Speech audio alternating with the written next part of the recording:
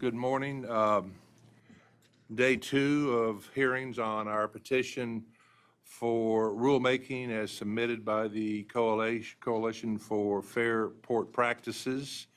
I don't need any more opening statements unless Commissioner Maffei, you have anything you want to start to kick off? No, I just thought yesterday was very good and productive. I look forward to another productive day, and I'm glad everybody got here despite the quote-unquote weather. So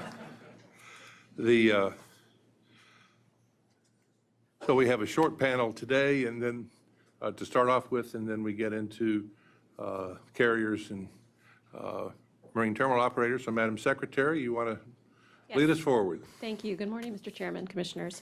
Just a few housekeeping points before we begin. You'll notice on the screen we have the Wi-Fi network and passcode.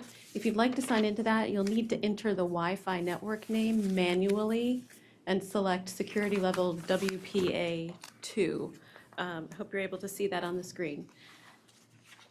Next, each witness, for those of you new here today, will have 5 minutes on the clock. The clock will turn red when you've exceeded the 5. And also, when not speaking, please be sure to turn off your microphones. Our first panel today, Mr. Chairman, we have Tom Adamski.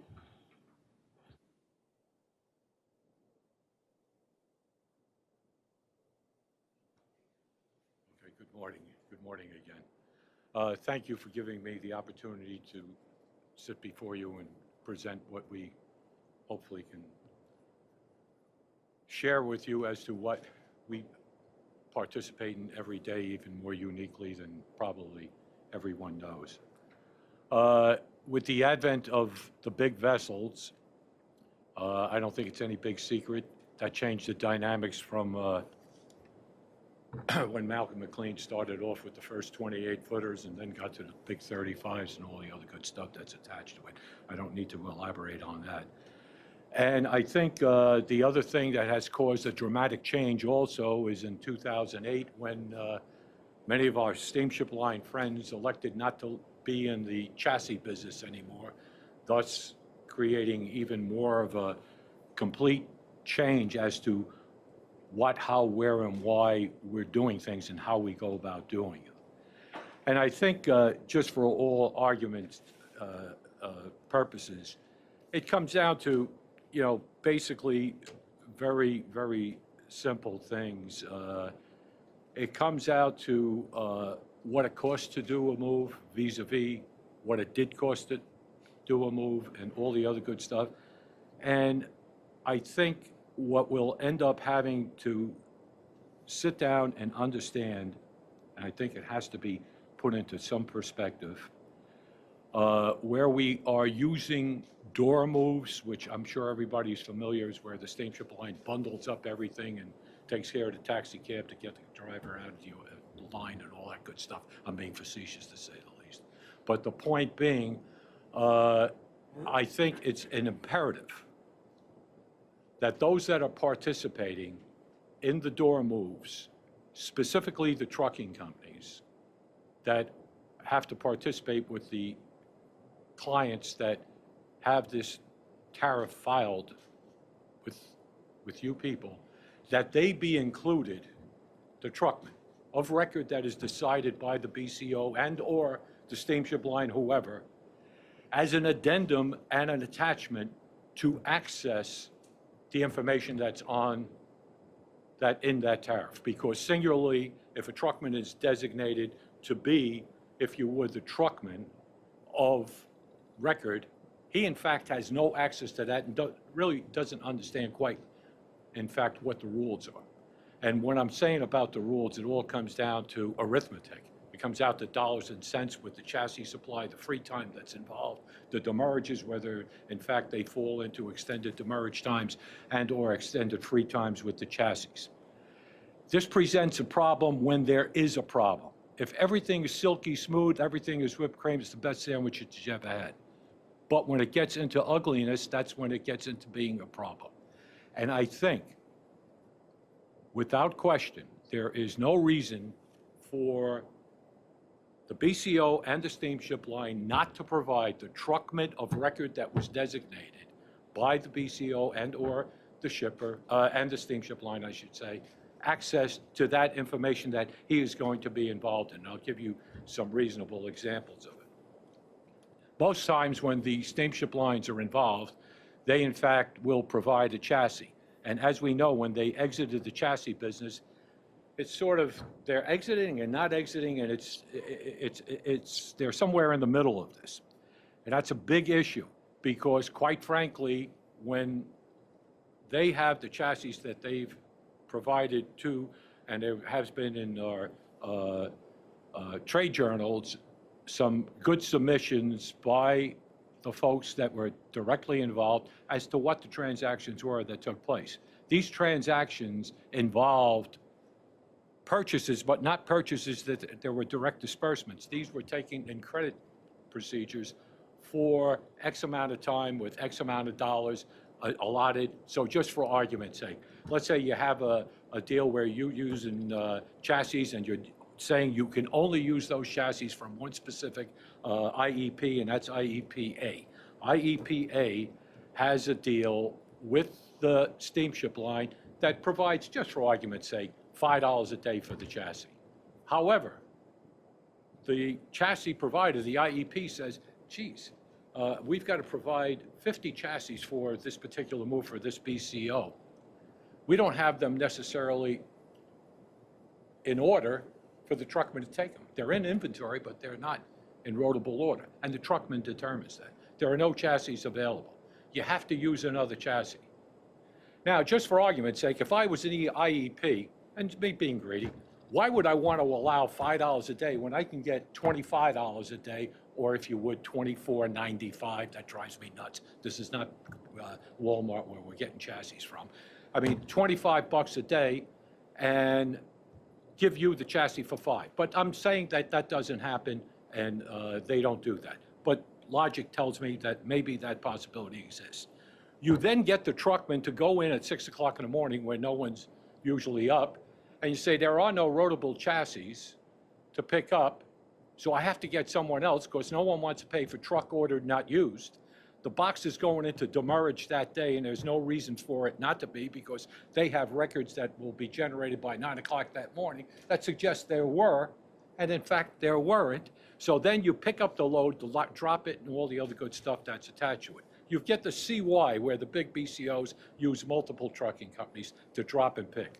The truckman may have the chassis for a whole hour or two, drops it, it becomes the possession of the BCO at the facility with an agreement with the steamship line for the amount of free time. There may be 5 truckmen that in fact are taking containers to that facility. Now you have to pick up an empty because that's your agreement. Drop the load and pick up an empty. You pick up an empty, it's got a chassis under it, a box, you go terminate it. That's the part of your responsibility.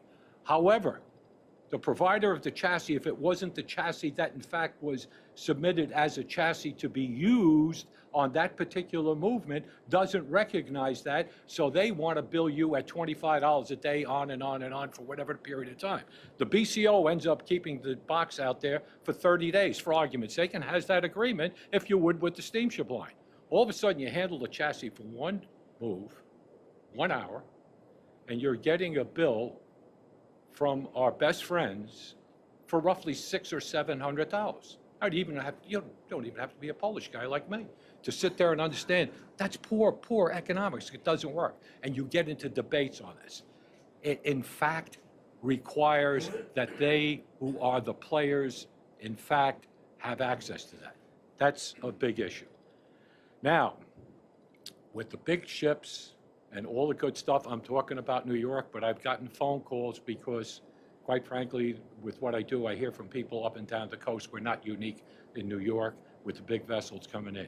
There's a question as to adherence to some schedule on ETAs and all this other good stuff on arrivals. It seems to me, and I've been watching this kind of closely because I do get involved in this pretty much intimately on a day-to-day basis. Just for argument's sake, ships are scheduled with an ETA for February 1st. The arrivals may be February 5th.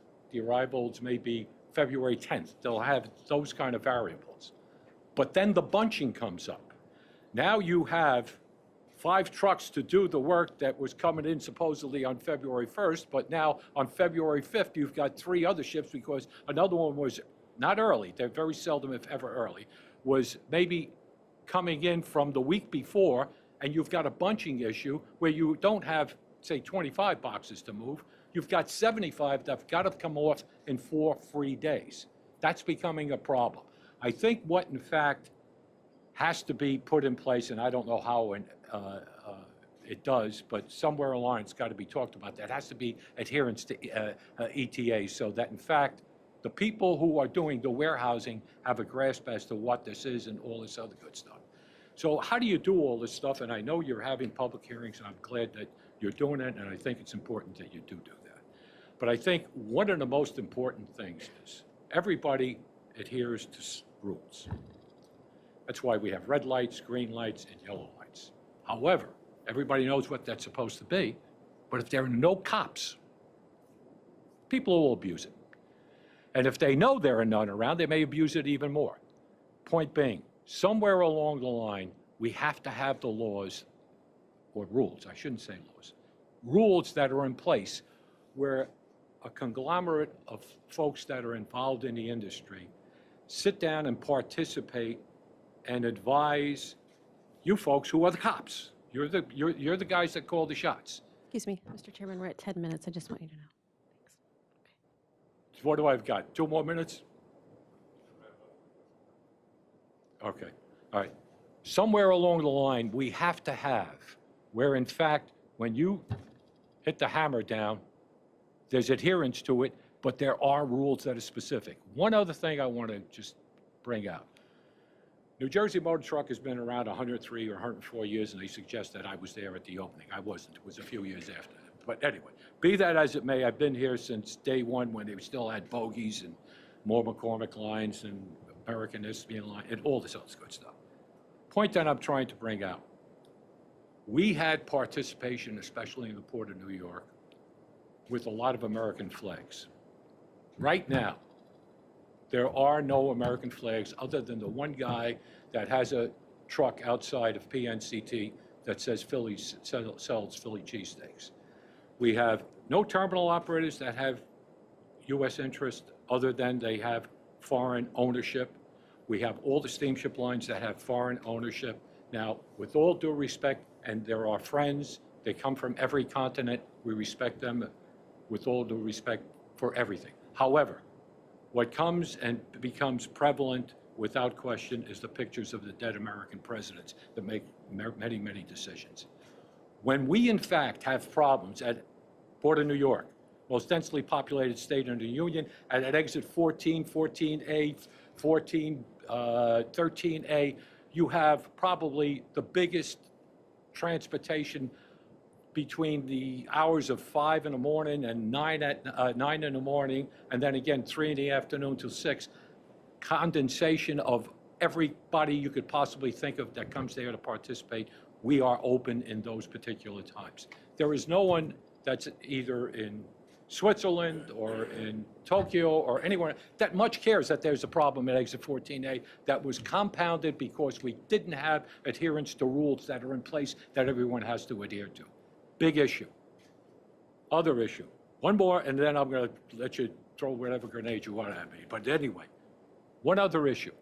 We have, without question, a UIIA, which is the Uniform Intermodal Interchange Agreement. That, in fact, regulates, for all intents and purposes, rules that the steamship line should be playing by. For some reason or other, when a truckman is designated by the BCO and the steamship line to be the truckman of record on the door move, by extension, even though the IEPs don't belong to the UIIA, he's designating what chassis should be provided. That falls underneath the jurisdiction of the UIIA. And that I've gone into debate on. A lot of people say, well, there should be exclusions. There are none that are sitting there. So what I'm saying is people are sort of making up their own rules when they want to. We've got another word that is used constantly with chassis being supplied and dropped in wrong places. It's a word called migration.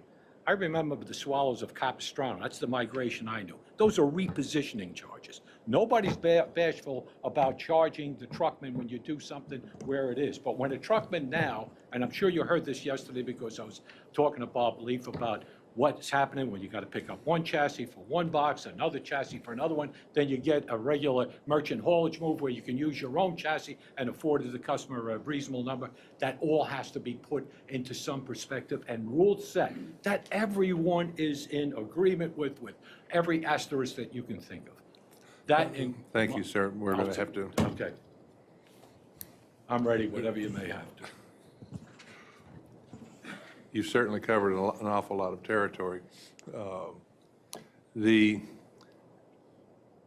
material presented before the hearing said that you were going to discuss an issue of that, in truth, you only have 32 hours with which to get a container off of a terminal facility.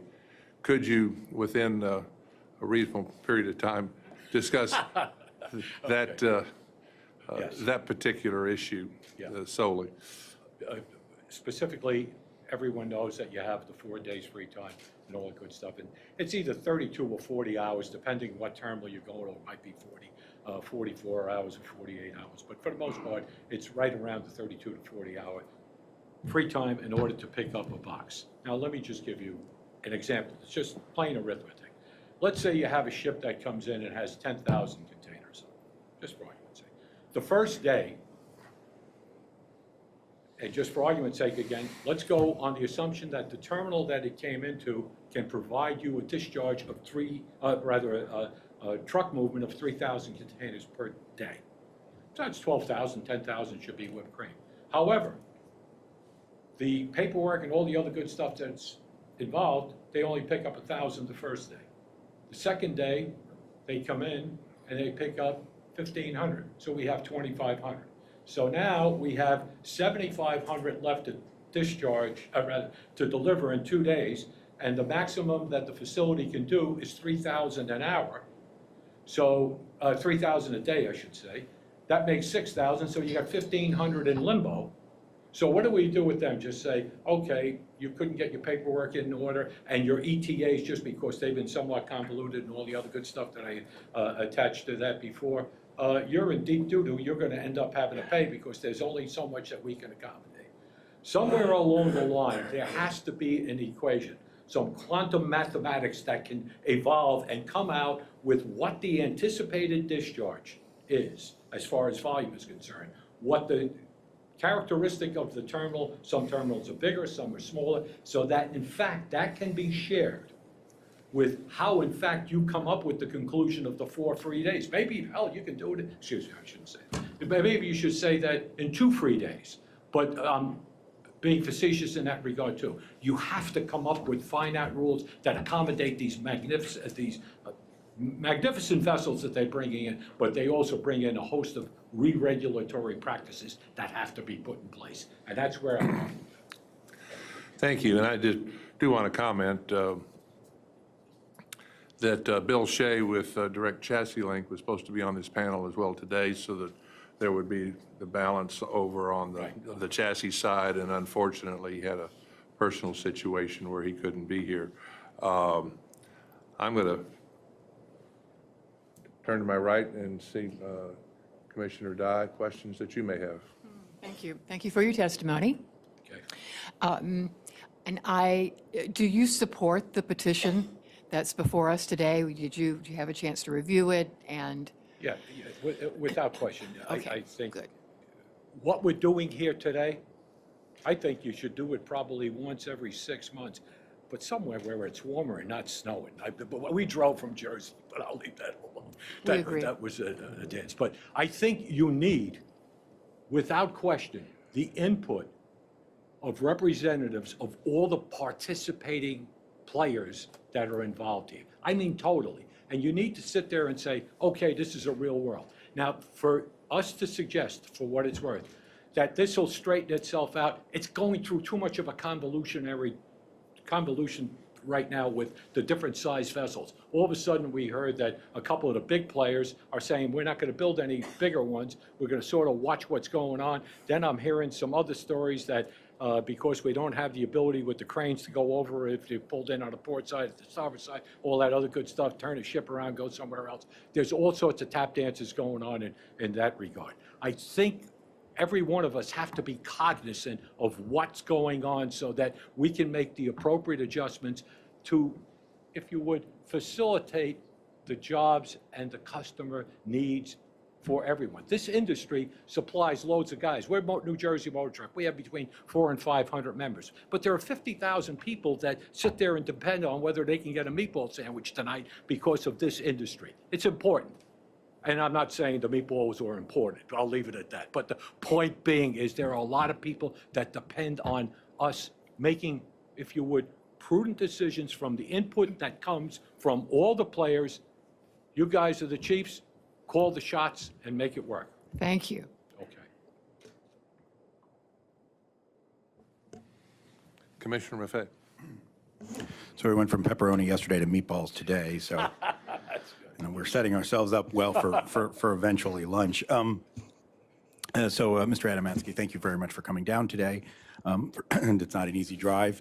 And you certainly convinced everybody in this room who's not in the trucking business that they should be glad they're not in the trucking business. So appreciate that. I'm going to ask something a little bit off topic, but something I'm very interested in, and particularly with New York and New Jersey. How much of the issues you face are really due to the fact that there's just a lack of a sufficient infrastructure for these big ships yet? And I say that fully in the knowledge of the port that you operate in has done tremendous things in a very short time. I've been up there. They built truck ramps over highways, everything from that to raising the Bayonne Bridge. I mean, but is a lot of this still a lack of sufficient infrastructure to really get the containers out in that sort of whipped cream manner that you've been talking about? Well, you know, you sit down and if you would, we just talked about the 32 to 48 hour window for that 4-day period. Now, in fact, our competitors, friends, they're not relatives, but there are probably some. The rail gives you access to intermodal cargo, if you would, that was discharged in a different port at a facility other than those that are at the, inside the terminal, 24/7. Now, I've heard and I've listened to and I sympathize with what has been said, well, who the hell is going to pay for it? And they're right. My feelings are that we shouldn't extend hours on the tail end. We should extend hours at the beginning when there's less traffic and less impact on the traffic that's there. In other words, beginning shifts, I've brought this out numerous times. But in fact, just to put some things in perspective, the industry is changing. The volumes are coming in condensed, and the terminal operators are probably pulling their hair out to get this thing all effectively delivered in an efficient manner.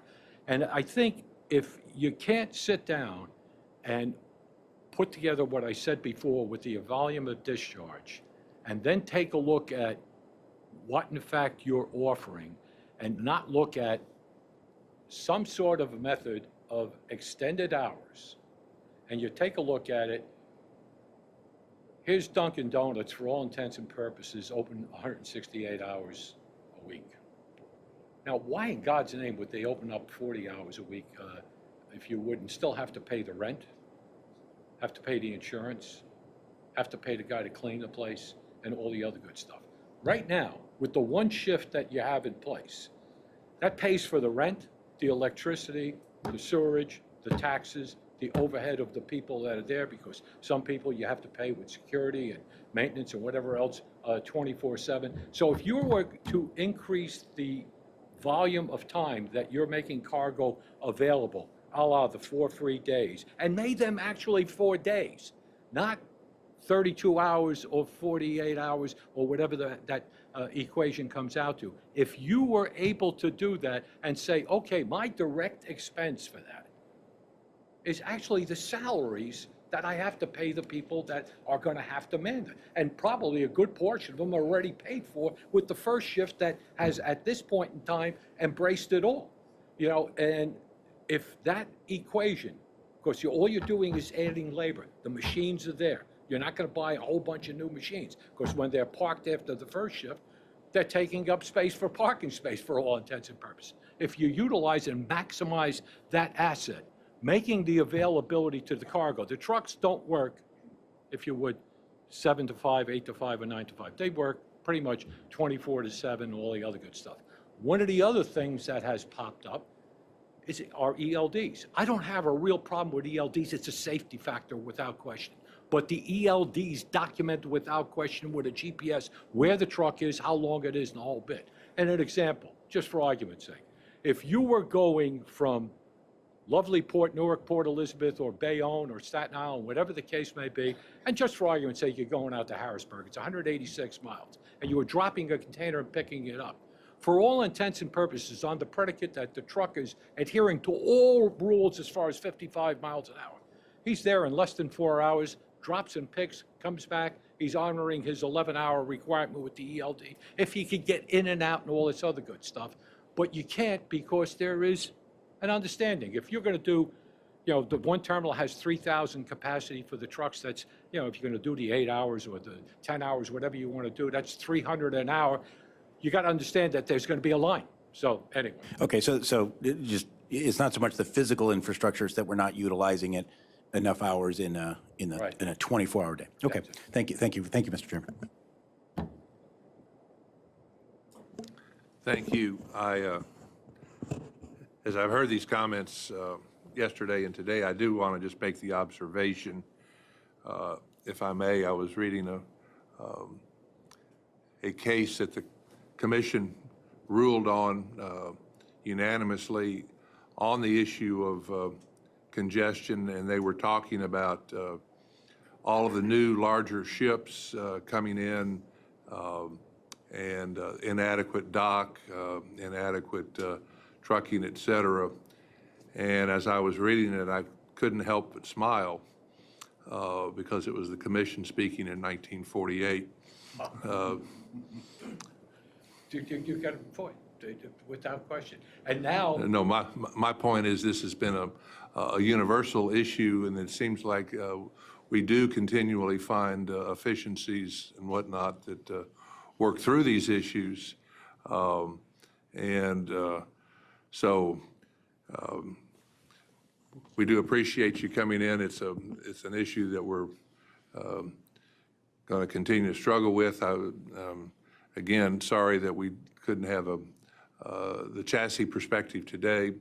Do you have any other? No, thank you very much. We appreciate Thank you. it. Thank you so much. Appreciate it. And we can stay on schedule now for our next panel to move on. Thank you, Mr. Adamski. thank you for your time. Mr. Chairman, do you want to move ahead now, or 11 as scheduled? Yes, I'd say, can we move ahead? Okay, we just need a few minutes to. Yeah. Yeah, everyone is here, are they not, for our next believe so. panel? Yes, please.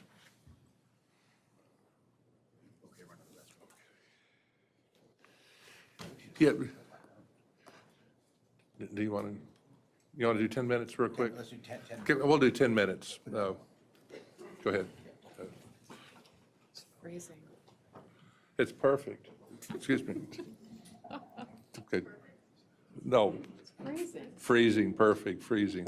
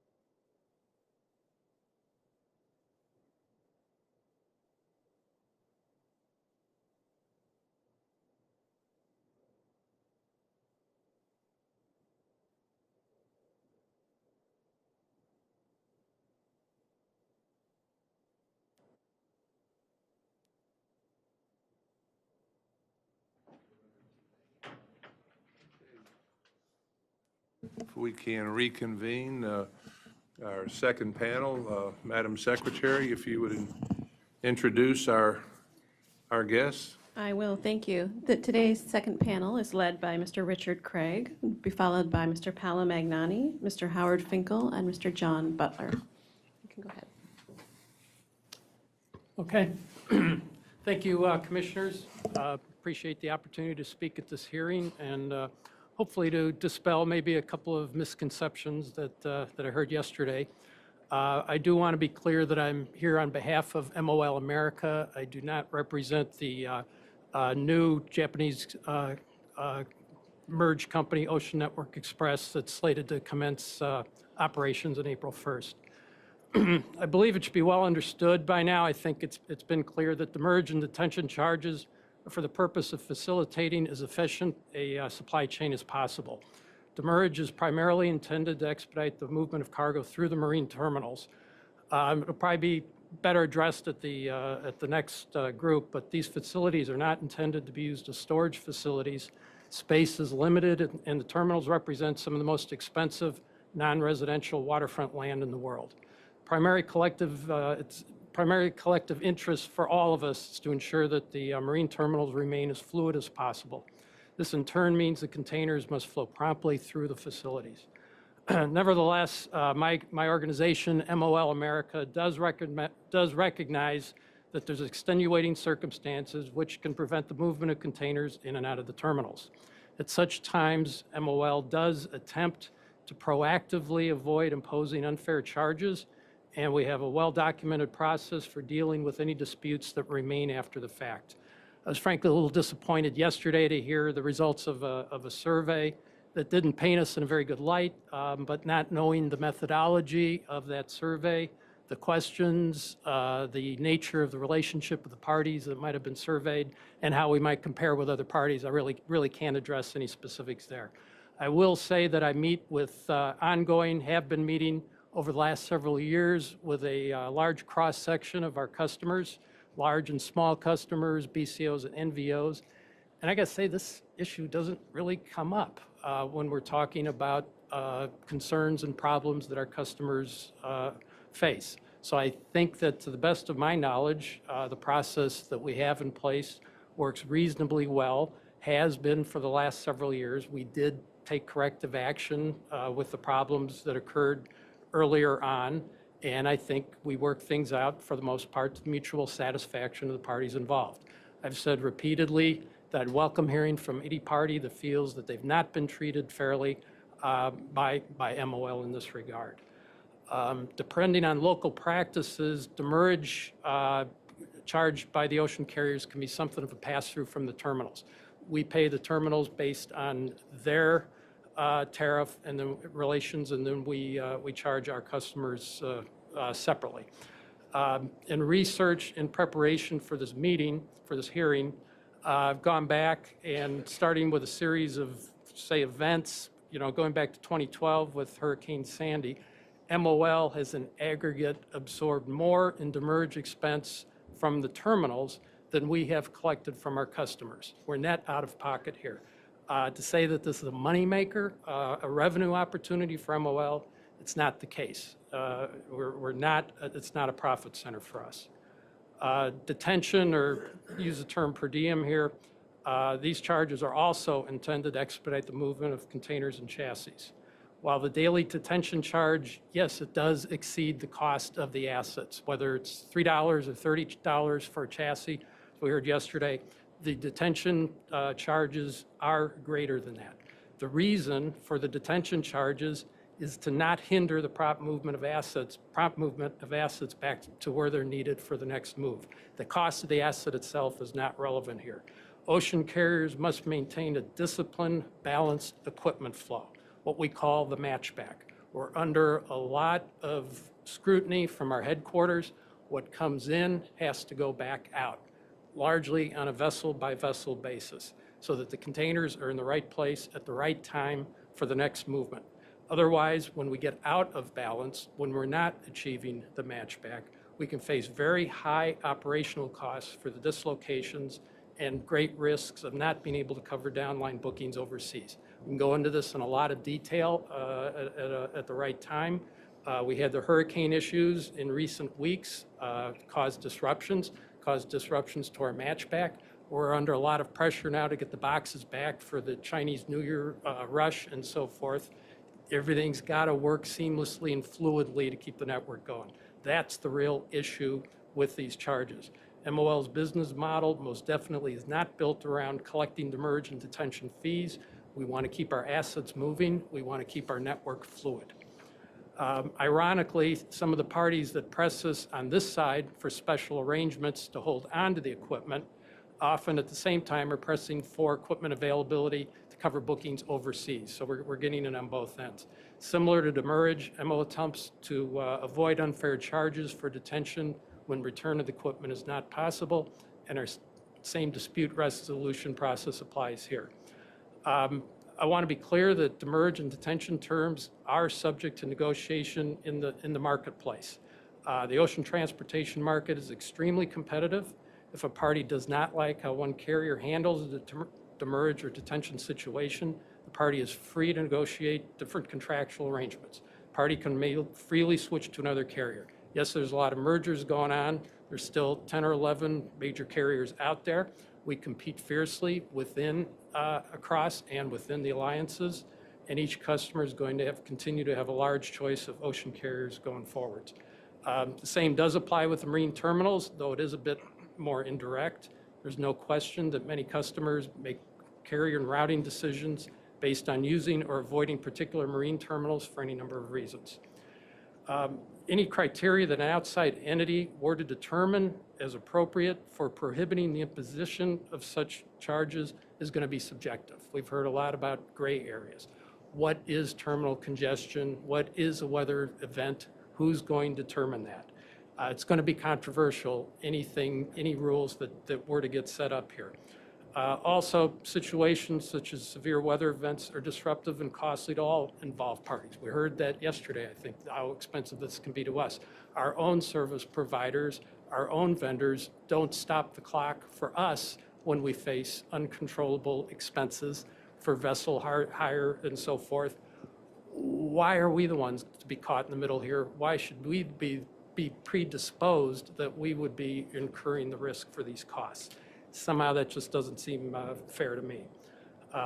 That's largely it. Again, I'd like to thank you very much for the opportunity to express some views here.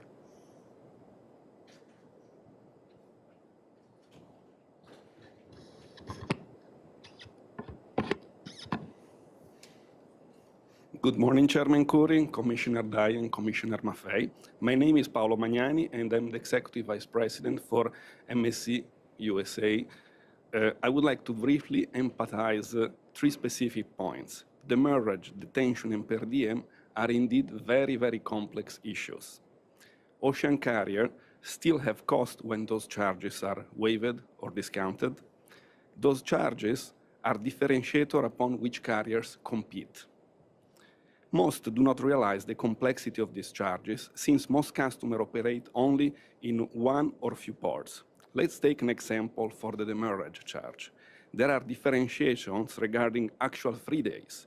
Some terminals operate using working days, some other using a calendar or consecutive days.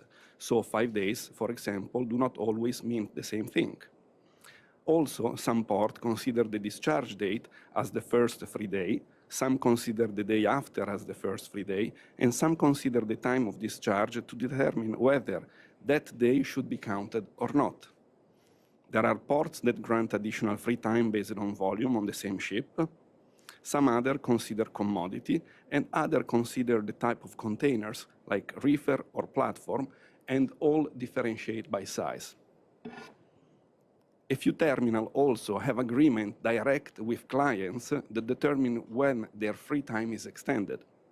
Some terminals have 2 brackets of days on which the tariff increase, some others 3, and some even 4, and correctly so, because the space availability they have is a crucial factor for them to operate.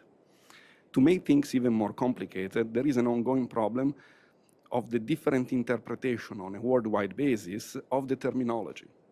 In this case, we are talking about demurrage, but What is really meant by demurrage?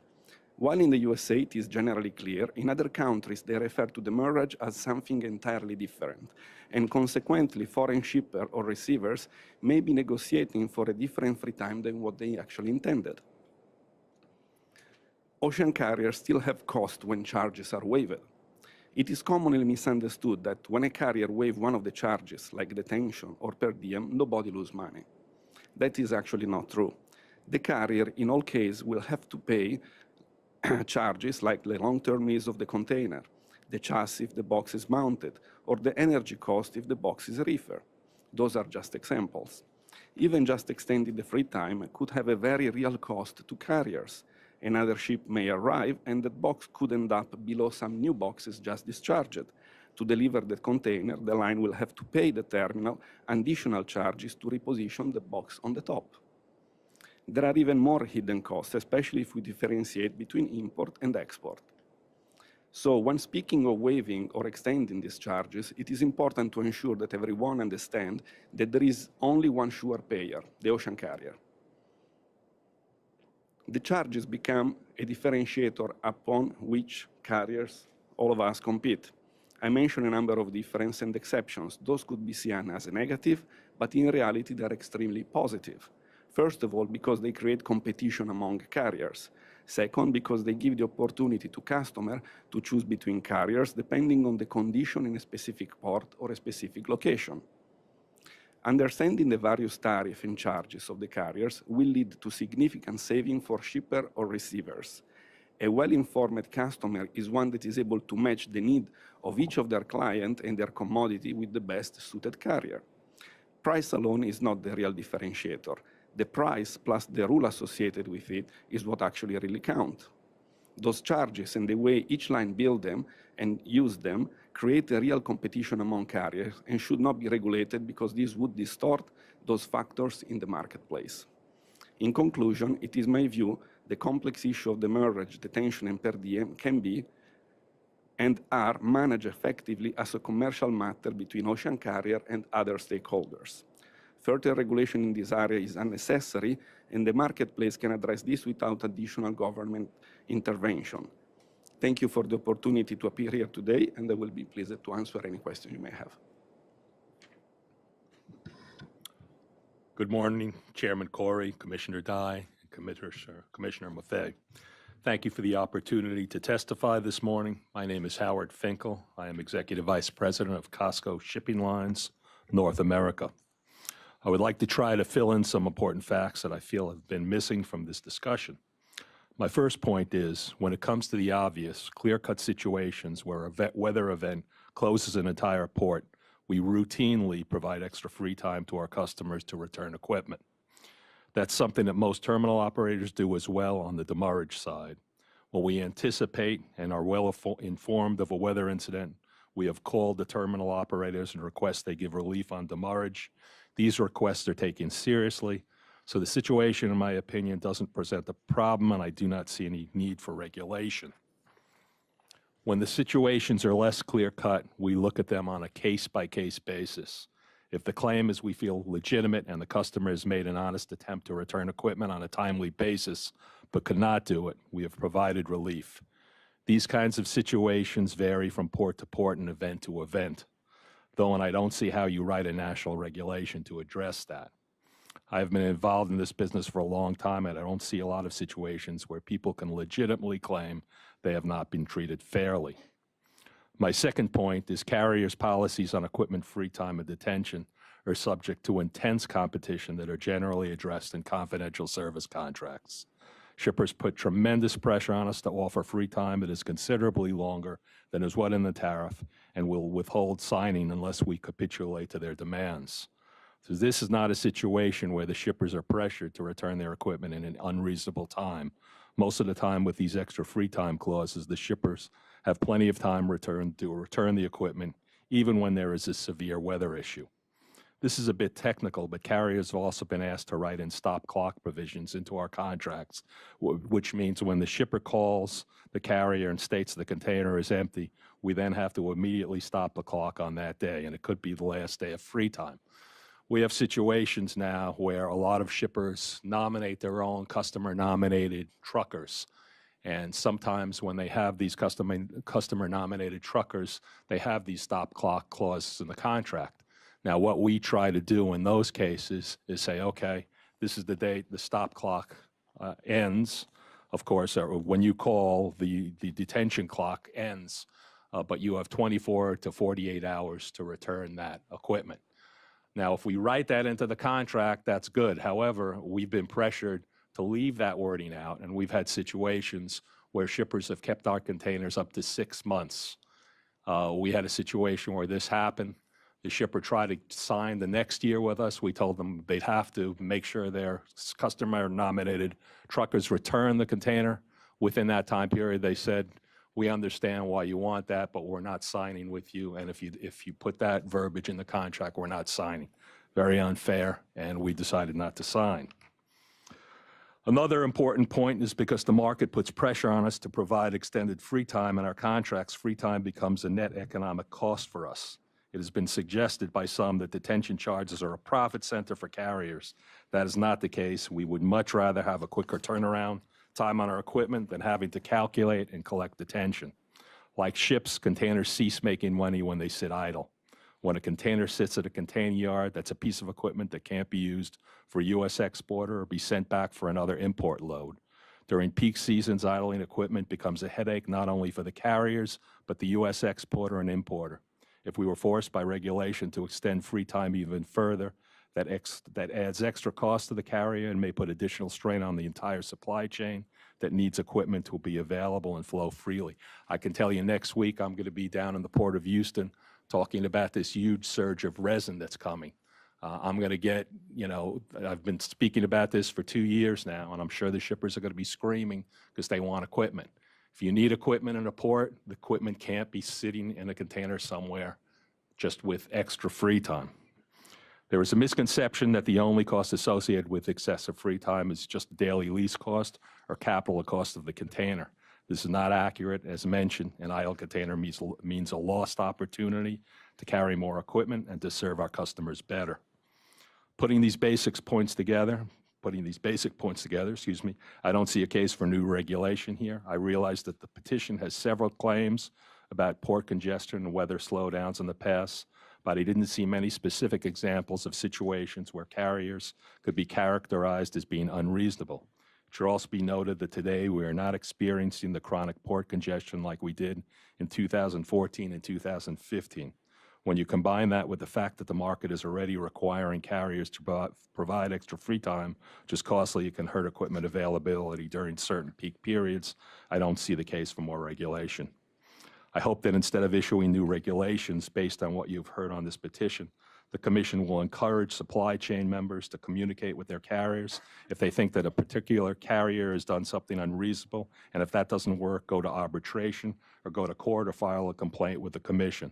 The last weather incident was a case in point in Houston. Shippers did file grievances with the Commissioner Cadre Department. I was involved in this every day. Shippers called who had some problems in Houston. Prior to the hurricane, we actually called the Port of Houston and said we'd really like you to consider canceling demurrage or extending the free time. It wasn't honored right then, but after the incident and after we had conversations with the shippers, the Port of Houston did consider it, and right now we are actually issuing refunds to shippers for that issue. My last point is that I think it would be a mistake to issue new regulations, but if it goes this route, it is critical that carriers do not get stuck in the middle of terminal demurrage charges. Yes, we do collect these charges, but at best they are a pass-through cost for us, especially considering the administration cost of managing these charges. If a terminal can levy a demurrage charge, the carrier has to be able to recover that charge.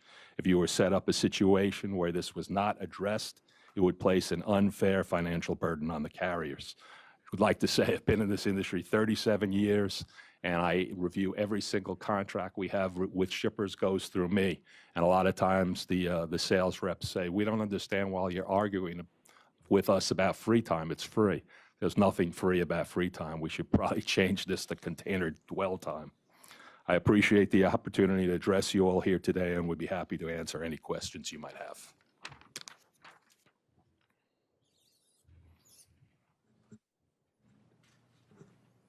Good morning, Chairman Corey, Commissioner Dye, and Commissioner Maffei. Thank you for the opportunity to testify today.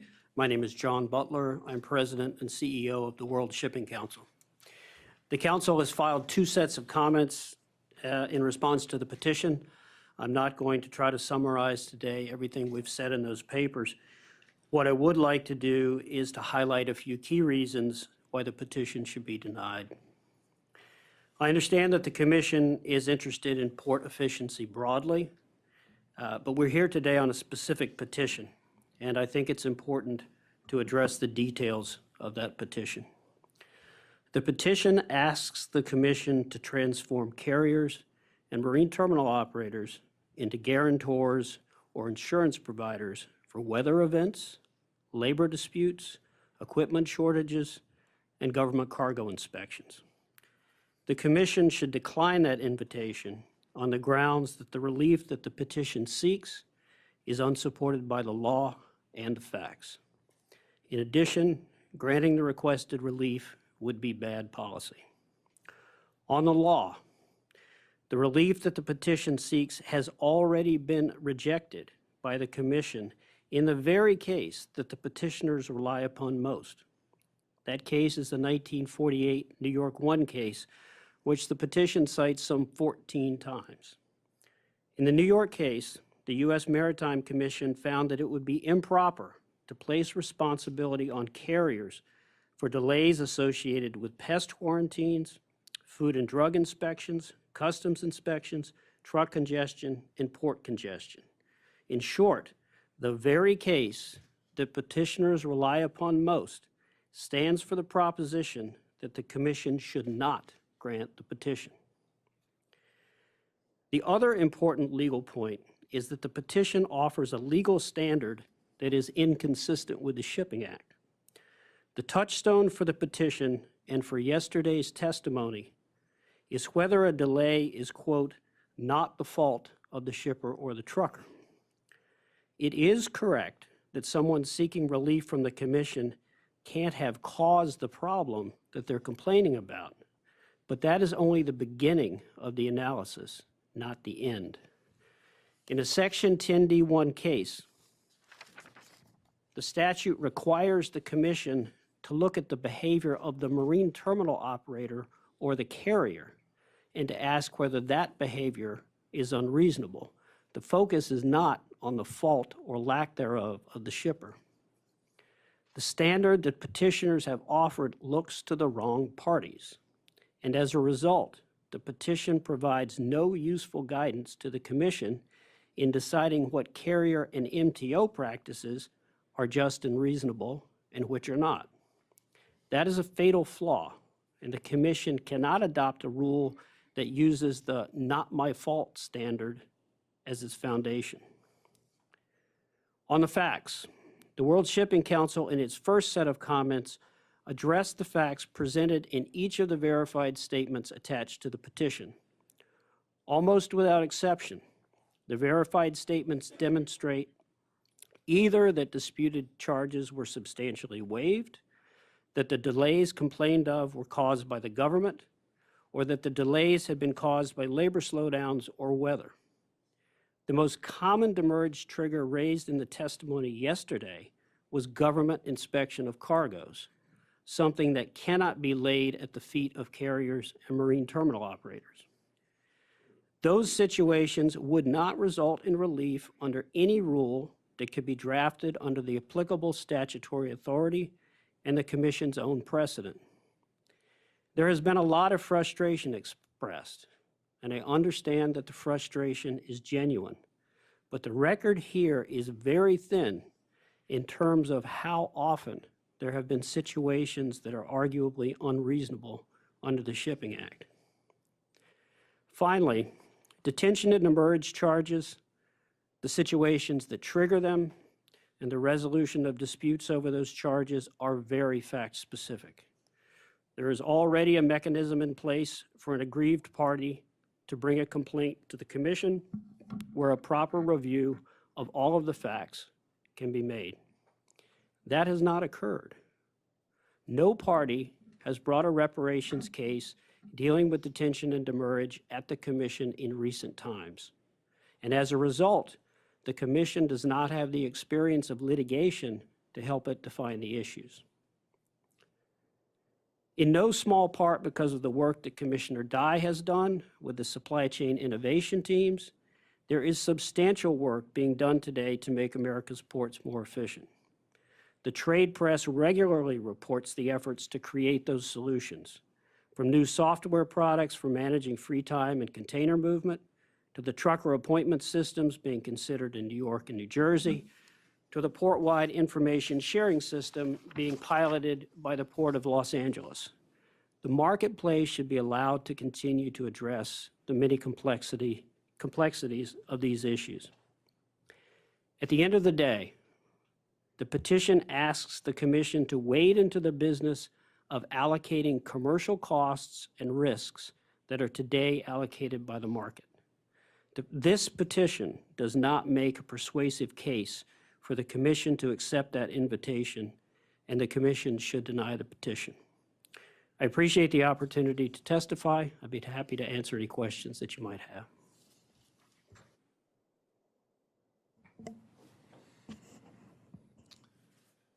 Thank you. Thank all of you for your testimony, for being here today.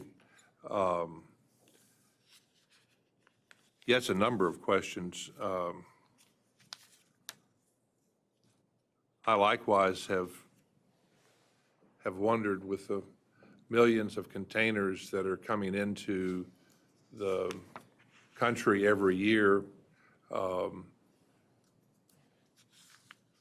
progress that one has made since the acknowledged long-running labor dispute in California from late summer of 14 into 15. But there was reference made, I think we started with you, Mr. Craig. Could you talk another minute or two, when we went through the Southern California situation, we, the Commission, went through Hurricane Sandy, and a lot of those issues. Hanjin, I'm going to say, is just such a unique mess. I won't use some of the vulgar terms that, enough vulgarity. But the hurricanes in Houston, I know New Orleans shut down, all those, and then you have one after another. And I know I have personally, in my professional career, implementing hurricane shutdown procedures and then getting back up. It's quite an undertaking. And we did not hear dislocations. What happened? Were they lessons learned? And these were some very severe hurricanes. Talk to us about demurrage and detention after that series of hurricanes this season. Well, I'll start. Yeah, and all three, please. Okay. I think Howard articulated probably better than I did some of the proactive steps that were being taken. I do think collectively we've all learned a lot going back to these series of events starting 4 or 5 years ago. You had the group in New York that put together much better communication, a more proactive program and so forth. Nowadays, we get when we see something coming, most of the major terminals and ports will pre-announce the terminal is going to be closed, that there's going to be a waiver of demurrage. We in turn reflect that in our own systems, both for demurrage and detention. So we proactively stop the clock. The meter's not running, so to speak, during that time frame for both types of accounts, and therefore there is no charge for it. This is working, again, we've all learned over the last 3 or 4 years, it wasn't quite like that perhaps in, say, 2013. I think the winter of 2013 in New York was probably the next big one, where we all learned a lot from that. Now, to my knowledge, I mean, Houston, we don't call Houston, so I'd have to defer on that one, but certainly on the East Coast in recent years, I think this whole process has worked a lot better. We've had huge dislocations, operational dislocations that have been very expensive to us that I alluded to a few minutes ago that we have to address. But that's our problem to get the boxes back, get them back to Asia, deal with the schedule disruptions and so forth. But I think in terms of how we charge the demurrage detention under those circumstances for that time frame when the terminals are not operational, I think has become, I'm not sure if seamless is quite the right word, but we're pretty well along in that regard. I can indeed confirm what Richard mentioned. There are already, let's say, automatic things that happen when an event it's a trigger, like a snowstorm, a port closure, a hurricane, and these events are, let's say, black and white, and we automatically, as a carrier, at least the practice of MSC is, in this case, to extend the free time and not to bill the demurrage, the detention, or the per diem when a terminal is closed, or a container yard is closed, or a rail ramp is closed, for that matter. Yeah, I'd just like to add that, as mentioned, we're in intense competition with each other, even amongst the alliances. The competition is intense. The last thing you want to do is be a carrier that is strict on demurrage and doesn't give any relief when there are natural disasters. We've learned this. You don't want to be sitting in front of a customer trying to sign a service contract when they think you've been unfair to them. As mentioned in the Houston situation, we knew it was coming. We tried to get pre-relief from the terminal. That wasn't 100% when we first talked to them. As soon as the event was over, we started hearing from customers. We heard from your cadre department. And they basically said, yeah, this one particular customer was very upset. And I said, we'll take a look at it, but you understand that the terminal, we still have to pay the terminal. And they mentioned, well, you charge them. I said, I understand that, but we have to pay the terminal. So we had discussions. The terminal came back and said, yes, we are going to give relief, give us the issues. It was actually a lot of work, but we did it, and checks are being cut for the shippers now. So we've learned, we're extremely active as far as trying to make sure our customers are happy. And I said, if we had to, if you have a reputation of making money on demurrage and detention, that shipper's not going to want to sign with you. You have to be commercially sensible and realize what the shipper's problems are, and I think carriers have been. You know, I must say, you understand that we've been hearing that there is limited, if any, ability to negotiate. There's been prior testimony on these issues. If I may, from a different perspective, just comment, we like to hear and see competition, not just by and amongst the alliances. We want to see competition by and amongst each member inside of the alliance, and that's the key areas that we want to see in terms of competition. Let me go to, because I just happened to have an opportunity, and you mentioned it, your tariff and how you,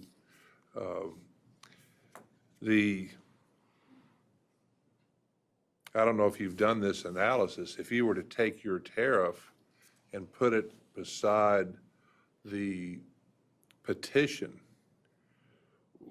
are there differences in your tariff and the petition? Mr. Chairman, I'll step in on that one because it's a combination, I think, of a factual question and a legal question. That's fine. I think in terms of... You understand what I'm... We'll find out in a minute whether I understood your question. You may be referring to some provisions in the tariffs that speak, for example, to weather events when the entire port is shut down.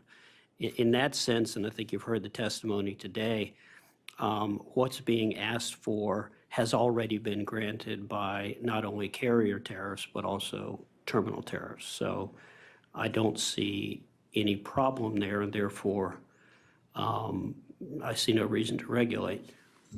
Where this gets a bit more problematic is if you really look at what the petition is asking for. If you look at Exhibit A to the petition, and this goes back to something I addressed in my testimony, the events are one thing. I mean, one of the things that the petition says is an event or trigger for free time extension is delays as a result of government action or requirements. Okay, that's something that's completely outside the control of the carrier or the marine terminal operator. And as I discussed in my testimony, and as was discussed yesterday, the commission has never placed responsibility for those things on carriers or terminal operators. The other problem with the petition is that whatever the event is that's the trigger, the standard that they've asked you to adopt is it's not the shipper's fault. But that's not the proper standard under the Shipping Act. The Shipping Act asks whether a carrier or a marine terminal operator is doing something unjust or unreasonable. So fault or not on the part of the shipper, sure, they have to come to you with clean hands, but that's not the analysis. If you were going to place a restriction or issue an interpretation of Section 10D1, you have to address the carrier's behavior or the terminal operator's behavior. And the petition invites you to completely ignore that part of the analysis. You can't do that. And perhaps this would be, rather than me try to pass back and forth what I have in front of me, one of those where we can do a post-hearing question and give you time to, analyze, think about it, and address the rest of the issues. Testimony yesterday, there's appointment systems, and there are scenarios and examples that for me personally are quite troubling, assuming the issues are all true, and I go back to Mr. Craig's point of how often is this happening, and calls for transparency, but could you address for a minute those situations where, with the growing prevalence of appointment systems and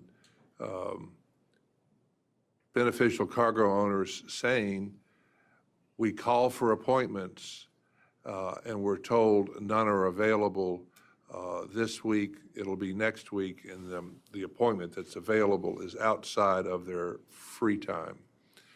Can you just, perhaps in general, talk about your experiences with those types of factual situations? Okay, I'll start. It's hard to generalize here. These situations are on a case-by-case basis. Okay, I think what we were talking about before, a given event, then we make mass system updates and everything is adjusted from there. After that, it really becomes a case-by-case. If a particular party has a legitimate grievance, they come to us with the situation. We have a point of entry, we have a process, we have people that have a limit on how much they can agree to commit to, and there's a hierarchy on this. So basically, it's all on a case-by-case basis, and the individuals are empowered to say, yes, this is a legitimate issue. Yeah, you shouldn't have. We'll waive the demurrage, we'll waive the detention in this case for so much money. So these are done on a transactional, case-by-case basis where this sort of situation comes up. To answer more directly your question related to the appointment system,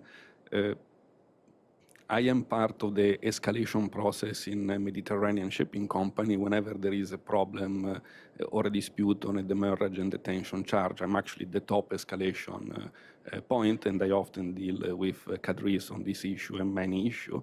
And I have to say that so far I do not recall receiving any particular high amount or any particular excessive amount of complaints related to demurrage or detention or per diem related to the appointment system in California. I do not have a recall of this. Yeah, very similar comments here. Believe me, if this was an issue, it would get to my desk and I'd be coming, intimately involved with it. I can also say that we're in this learning process now, before OSRA, a lot more cargo moved via tariff, and now it moves via service contracts. And a lot of these issues, every year, these service contracts get a little bit more sophisticated, because when shippers say, oh, we have a problem here, let's fix it in the service contract. And of course, I'm the guy who say, okay, that's reasonable or it's not reasonable, and you're right, just like the stop clock thing. I think a lot of carriers said, okay, stop clock. And then they have another thing where it's a customer-nominated trucker, and the carriers didn't think, oh, let's make sure the customer-nominated trucker has 48 hours to return, or else they can keep the container forever. So it's something that's evolving. But I can tell you, this issue has not come to my desk. I don't have anything to add on the operational side. The only thing I would say is that I believe that, maybe appointment systems used to have a bad name. I think now in many cases they're seen as part of the solution. And so I would just urge you to be very deliberative in considering possible rules and regulations surrounding the operation of appointment systems. If people think that it's going to turn into a situation where no good deed goes unpunished, you're going to have fewer appointment systems, and that's going to lead to more delay, not less. So I understand the conceptual issue of, if you had a situation where people were routinely being told, I'll give you an appointment in 9 days, and you've got 5 days free time, well, then something would be out of whack. But to the points raised by my colleagues, you'd want to really make sure that that was a factual situation that was occurring before you tried to address it. I haven't heard anything yet that indicates that that's at all a common situation. Thank you. I ran over my time. Commissioner Dye. Thank you very much. Dick Craig, I've heard you several times discuss your company's approach on demurrage. And I'm having a hard time figuring out how your approach differs from what the petition actually asks for.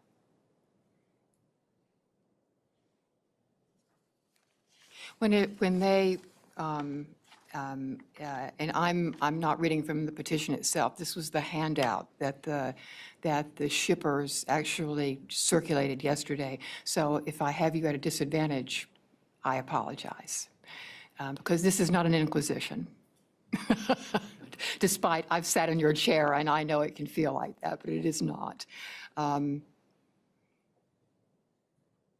That if the disability is caused by an event or circumstances that is beyond the control of the shipper, then the failure to extend free time would be considered unreasonable.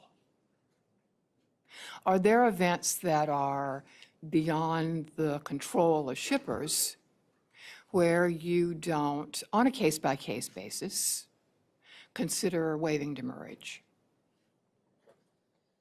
Where it's out of control of the shipper on a case-by-case basis. Right. It's hard to generalize. I mean, we try to be kind of, I think, Howard again, spoke well. We don't want to lose business here. I understand. This is relatively, in the overall scope of things, these are not big items. we don't want customers upset with us over an issue like this. Yes. We tend to be accommodative.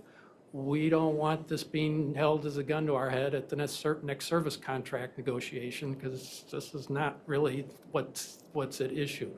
So I'm not going to say we're 100%. I think, again, we have a group that handles these issues. They look at the pluses and minuses, try to make the right decision based on that.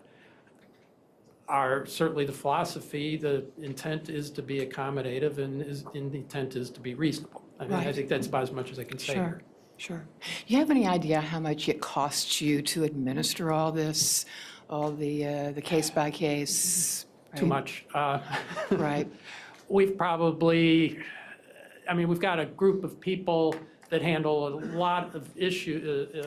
We've got a group of 7 or 8 people called our care team, and this is one of several realms of areas they deal with. If you want to equate it to a head count or something like that, it might be a couple people, something like that. But it comes and goes based on how well things are moving, and if there's a lot of issues, there's a lot of activity there. If things are humming well, then not so much. Recent months, it's been relatively quiet, so maybe not so much there. Right. Because I do think that, and you were here, you heard the testimony yesterday, that there's a lot of after-the-fact frustration in getting a prompt resolution. Sometimes bills, rather than having cargo held up, there are bills that are sent out months after the fact. That resolution process is something else, I guess. Howard, I'll talk to you about yours. What do you have to say about that? We have a department that looks after this, does the billing. It's a considerable cost to us. We don't have too many cases where we send out bills, way after the fact. We try to stay on top of this. And truthfully, the shippers will stay on top of it too. Because if you are doing things months after the fact, memories are not so great and people don't remember exactly what happened. And you don't want it to get into a situation where nobody really remembers what happened. That's right. You asked the question, is there ever a situation where the shipper does have a real grievance and we still have to charge? I can say very rarely, but sometimes, and the sometimes is when the terminal does not give us relief. And there are times when, even when the terminal doesn't give us relief, we will refund that money because we know that the shipper is very sensitive to this and we may not be able to negotiate a contract next year, and we basically lose the money because we have to pay the terminal. But it's not a situation that happens very often. Right. Paulo, could you describe your resolution process, about how long that takes, and how much you estimate how much it costs you and your company to resolve these? We do have quite a sizable team that follow the demurrage, detention, and per diem. It's all based in the United States, and all together between billing, collection, and dispute resolution, we have a team of over 30 people. So it's a sizable cost and a big operation for us. Our dispute resolution team is dedicated exactly to this department, and they are specializing in this department, and they have a guideline to ensure that we behave with fairness with all the clients. So for the same situation, we have the same resolution, and in the intent not to discriminate, obviously, any client.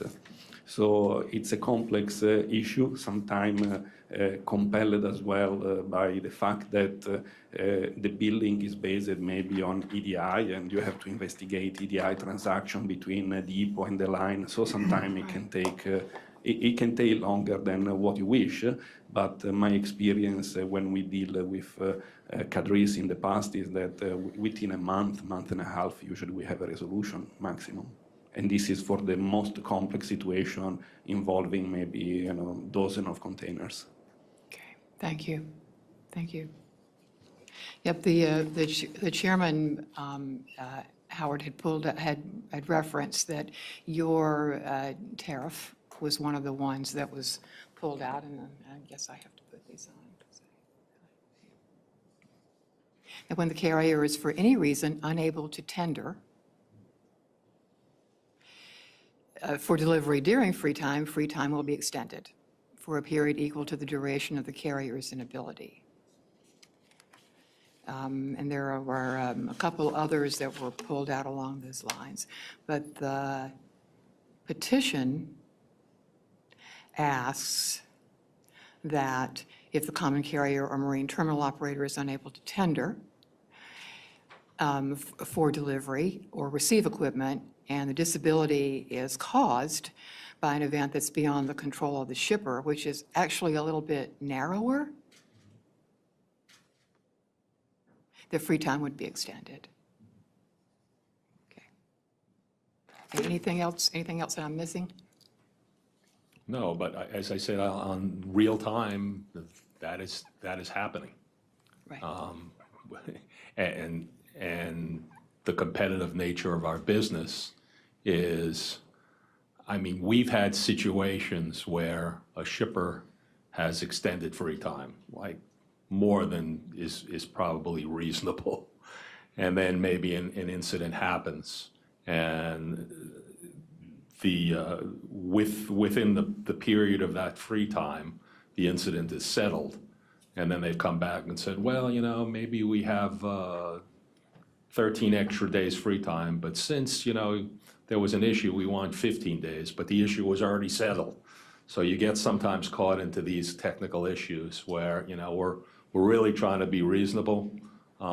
As I mentioned, free time is not free, but it's something that we compete, and the chairman's remarks regarding, he wants competition not only between the alliances, but inside the alliances. Yes. Believe me, there's intense competition going on there's no difference happening between each of the alliances and within the alliances.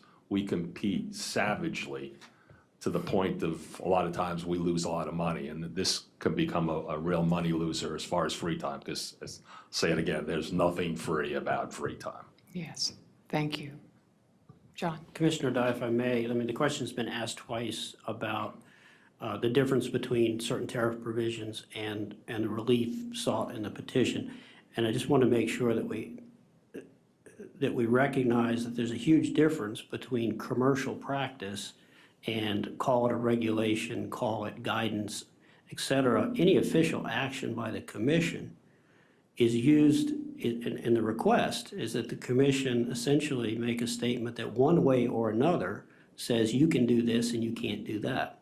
There is a huge difference between the flexibility that's available in a commercial context and, first of all, what the commission could or should do with respect to a regulation, and also what the effect of that would be on the market.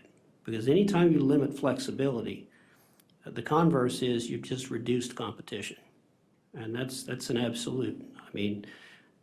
That's what happens when you tell people you have to do things a certain way. And you can, the petitioners might argue, we're not telling you to do it a certain way, we're just telling you what you can't do. At the end of the day, the effect is the same. And I just reiterate, and I know I'm repeating myself, but I think it bears repeating, some of the things that they are asking the commission to make carriers and MTOs take responsibility for are things that the commission has previously rejected laying at the feet of carriers and MTOs. There was a big discussion yesterday about government inspections. I don't see any argument that can be made that the commission would accept that it's unreasonable for a carrier or an MTO to refuse to extend free time if the delay is caused by the government. That's just the most obvious example. But you also look at this petition, the triggers port congestion. How much port congestion? How congested does it have to be? Are you going to set metrics for changes in throughput? Who decides? When do you decide? I mean, if you get sucked into this, it has repercussions for how do you apply these standards. And if the idea here is to get more clarity so that people know what the rules are, I think you would very quickly find yourself having created a lot of confusion. Thank you. My time has expired. I appreciate it. Thank you. Thank you. And before I turn it over to Commissioner Maffei, if I could, with Mr. Butler, because I read the 48 case rather carefully, there was a very interesting section in there. They were talking of the commission. My predecessors were talking about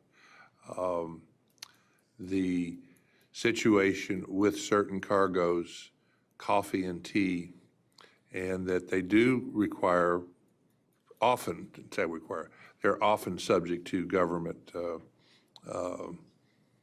inspections before released. And what my predecessors said, and sure, is why should that be, that burden, I believe is the word they used, transferred to the cargo interest? Excuse me, transferred, I misspoke, transferred to the carrier interest.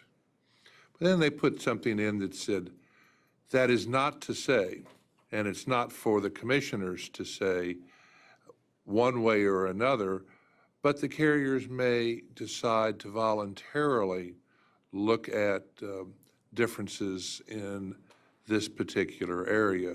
So in 1948, they had the foresight to look all the way out to 1998, when the carriers did then have freedom of contract.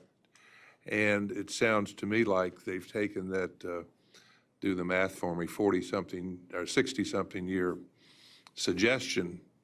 But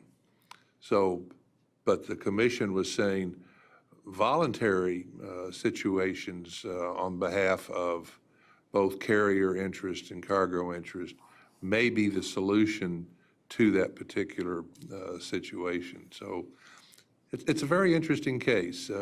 It's worth reading more than once. I agree it's an interesting case, and I think it's also interesting that it's the one that the petitioners rely upon. And when you read it more carefully, it's a bit more complex.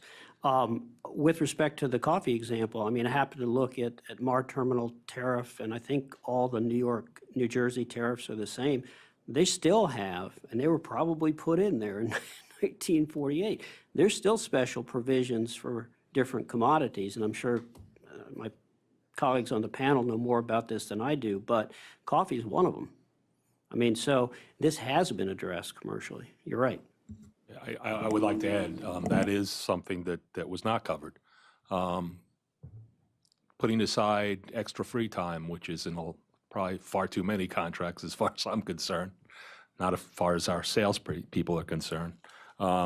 We get issues with certain commodities that are very sensitive and have to sit on the terminal for a long period of time. I go to my operations guys and I say, look, go to this terminal and see what you can do. And most of the time, if it's a situation that's not going to cause undue duress to the terminal, we will get special provisions for specific commodities. And I'm not as involved in coffee and cocoa. I used to be when I was with Sealand, but Costco doesn't have a really big north-south presence, and that's where a lot of that is coming from. But there are provisions in tariffs for the terminals, and the carriers have gone to the terminals when it's not so clear-cut, when there's special issue. I mean, right now, we're bringing in subway cars from China that are going to go all over New York and Boston, and incredible nightmares with getting this stuff off the terminal. We've gone to the terminals. They've been very flexible in getting this stuff because we want business to flow. We don't want congestion at the terminal. So there are special provisions made depending on the commodities. Thank you. Commissioner Maffei, thank you. Thank you, Mr. Chairman, and thank you to the witnesses. I thought very good statements so far. Look, obviously, there are many areas of disconnect between what we heard yesterday and what we're hearing from you gentlemen. One area seems to be the capacity of shippers and BCOs to contact you if there is a dispute or they feel that they should not be charged because of whatever reason. And you gentlemen all seem to be saying, and forgive me if I'm overinterpreting, but that it's very easy to contact you, and that I think you said, Mr. Magnani, that you're the person who actually gets all of these calls. You're as high as it gets. You don't have to contact Geneva. You're it. You can grant the relief. So I guess let me ask all three of you, or four if you want to come in too, John, but what is the process for contacting you if I am a shipper and I think, gosh, you know, I've got a good case here, I need some more free time? I'll go first. I've been in this industry 37 years. Most people know me. Your cadre department knows me very well. They're on the phone with me all the time. They get any complaints, they call me directly. I deal with the complaints directly. Does every shipper have my number? No. I never get any work done if they did, but it's fairly easy to get in touch with me. And if it goes to the sales rep and there's a real problem, it will come to my desk. And I have not experienced long delays and people not getting to the right people to make a decision. Mr. Craig, Mr. Magnani? Sure. I think we're similar. I'm also part of the escalation chain and only at very serious issues, and they tend to go back a few years if they gotten that far. There's a number of entry points, BCO or NVO through our salespeople. It could be through our customer service, a trucking company. It could be through our carrier services group. You mentioned something called a care team. Yes. What's that? That's our group in Atlanta, customer service. Can I reach that with an 800 number? You can, no, not directly. You would be more into the general customer service, and based on the issue, they handle special issues, high-profile customers, high-profile service issues, and dispute resolution. So a customer service rep, a salesperson, or an operations person working with a trucking company would hand over a dispute to this group. Okay, and then they assess the issues and draw a conclusion from there. Is it similar, Mr. Magnani? It is indeed similar. I would say that probably the easiest part or the path of least resistance for our client is to go through our sales rep. The sales rep visit regularly all our accounts, and they have a good relationship, so they can start the conversation. But the issue is what we heard yesterday. I'm not saying any of that, all of that makes some sense. But the issue is that if you're picking up one of these containers and you're suddenly given these charges, you're not sitting in an office able to, call somebody or, look up the number and then put it on speakerphone until you get through. You're sitting there, being asked for possibly a large payment in your truck. I mean, if there was an easier way to get through, that might be helpful. If there isn't, because there could indeed be a legitimate issue. There could be indeed legitimate issues, and let's make an example. A trucker claimed to be in line, and he claimed that he is rejected in the terminal. In all our terminal, we have an MSC rep, so if we get contacted in that very moment, our rep can verify if indeed there is in that moment issue at the terminal, and if the issue is indeed legitimate, we take action. If instead we consider the issue a non-issue or the trucker is nowhere to be seen in line, obviously we would take a different action. Okay.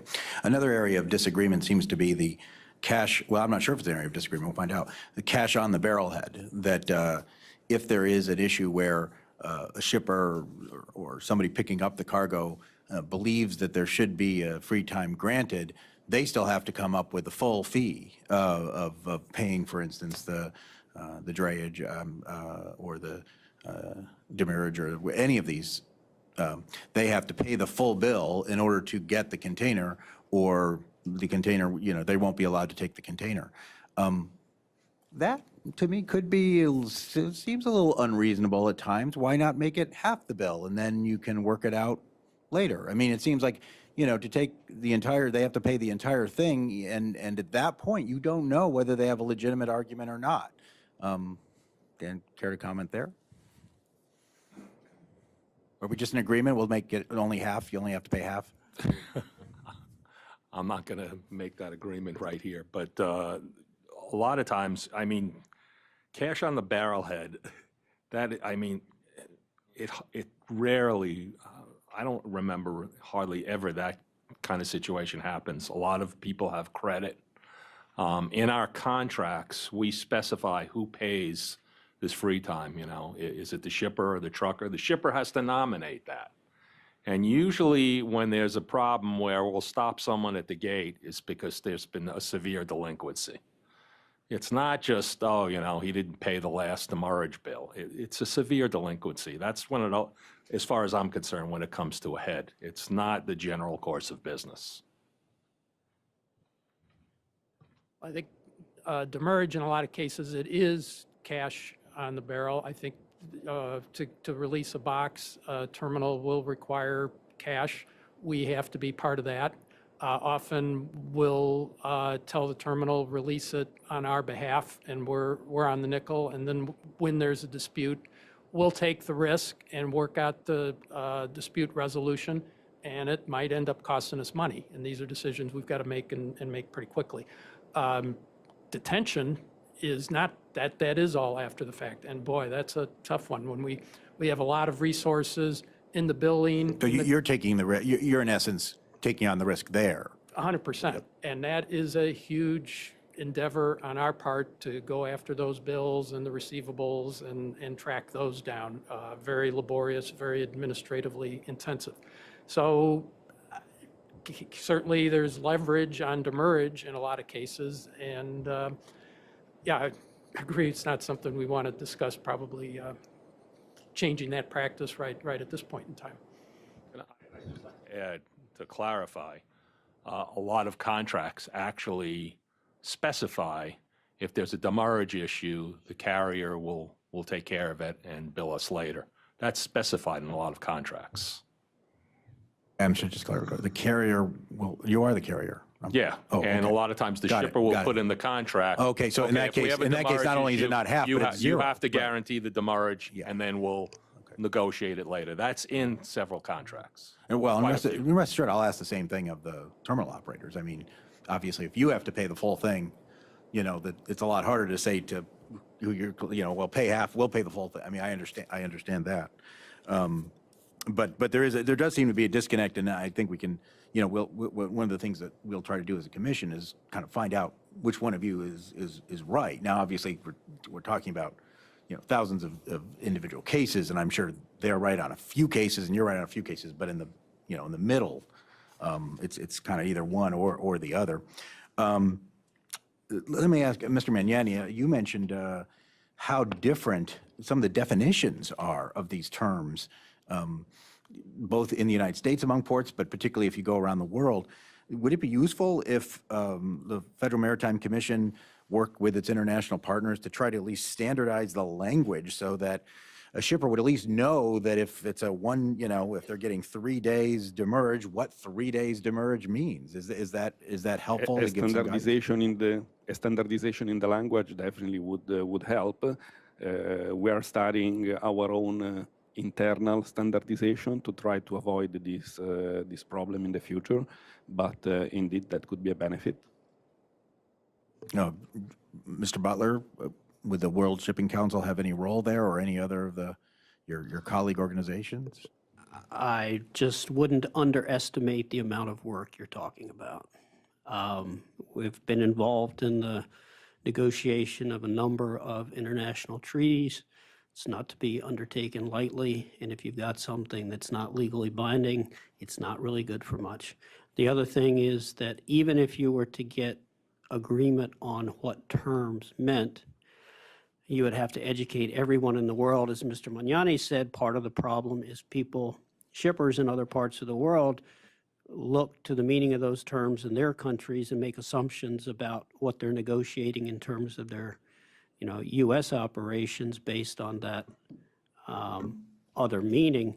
That's just the beginning, because as Mr. Magnani also said, okay, we can all agree what demurrage and detention and per diem might be, but I think most terminals and most carriers have huge differences in what's the first day.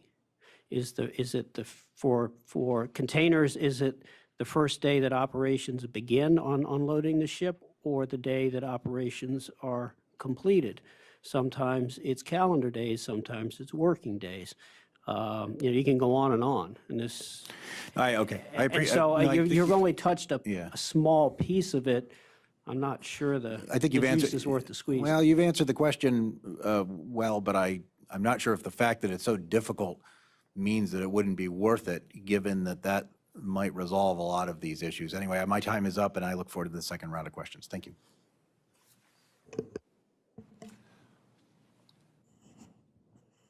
Thank you. My next question was on the prior testimony that we've had of how the ancient Admiralty concept of possessory lien was so inviolate. And I've had the experience of making those choices, let it go or not. But really from the back and forth that I heard, Richard, I'm drawn once again, this was one of the panels that came up 3 or 4 different times, and the term was transparency. And I wondered if there was really transparency in this. I keep making notes so how often is this actually happening, that cargo is being held? You pay this bill before we let the container off the terminal grounds. Any guesses? I mean, this may be, again, a separate issue that we take up post-hearing, but a part of Mr. Butler's admonition is before we do regulations that apply to 255-plus terminals that are registered here at the Federal Maritime Commission, is stop and think about it. So if you could address, the issue of you not leaving with that container until you pay X dollars.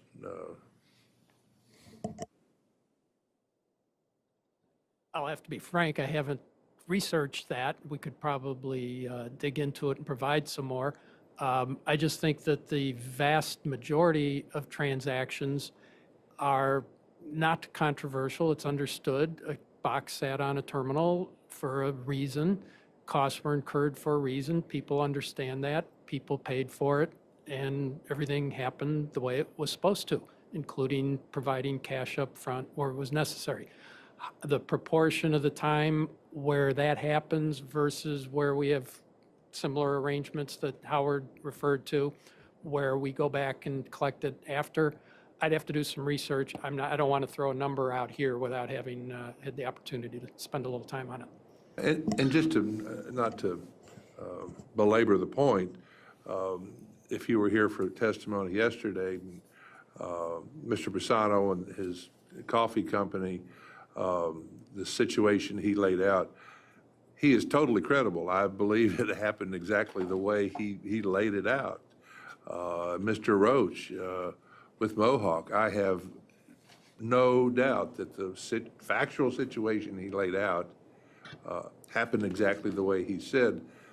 that doesn't answer the question of, are these outliers that are extremely frustrating to American importers and exporters, but how are we going to handle this from getting two of us up here to agree on a regulation that's going to apply to the entire United States supply chain?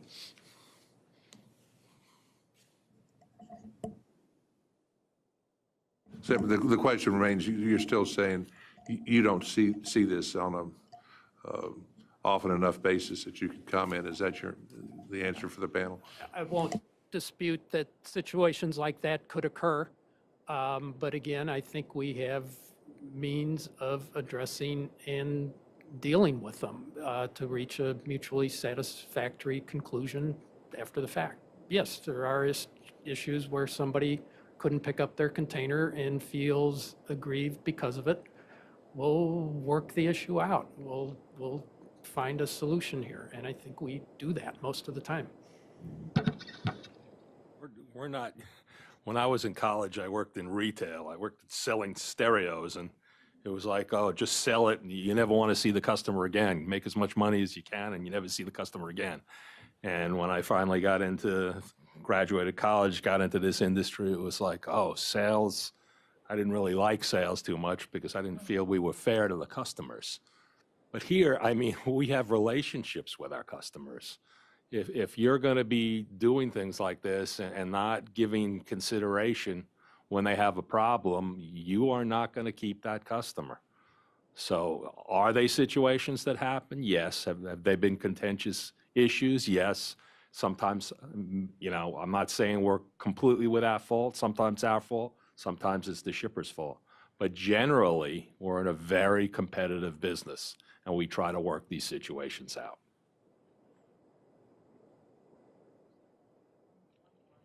One brief one.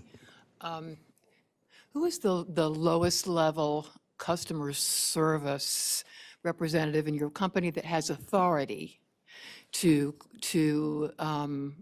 compromise charges?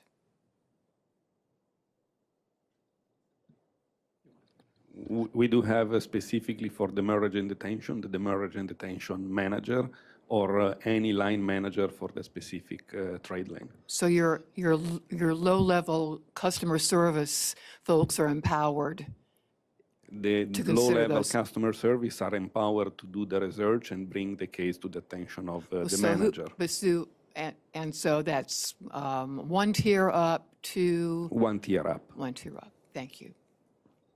Yeah, we have coordinators in our customer service group that have a certain dollar authority to make decisions basically on the spot.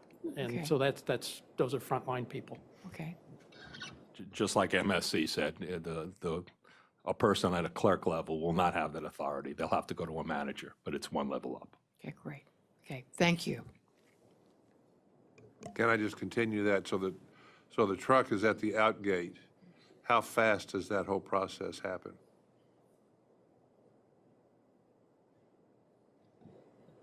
Not that fast. At least days, could be weeks, to be frank. So no, it's not gonna, the customer wanting to get my box this afternoon, no, the dispute resolution is after the fact. It's not during the fact. Okay.